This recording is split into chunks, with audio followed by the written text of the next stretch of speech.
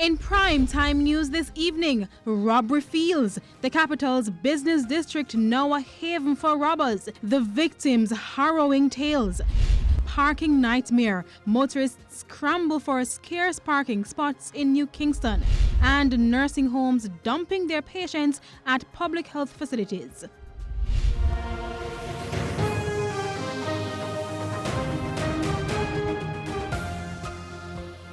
Good evening and welcome to Primetime News, both on air and online at onespotmedia.com. I'm Herman Green. And I'm Janella Precious. Also this evening, the top business stories of the day, and Milton Walker has our preview. Milton? Yes, Janella, banks and Cambio signed a foreign exchange global code of conduct today. I'll tell you about that in the business day.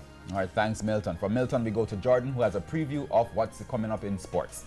Well, Herman, the JFF president may have another challenger on his hands. And you might be surprised when you hear who it is. I'll tell you who that is in Primetime Sports Monday. Thanks, Okay. Jordan. There's also sports commentary, E-Prime, and weather in this newscast. But before the break, the feedback question. This evening's question, what do you think can be done to deal with the security issues in New Kingston? You can share comments online, facebook.com/Television Jamaica, and tweet us at Television Jam. Stay with us. Primetime News continues after this break.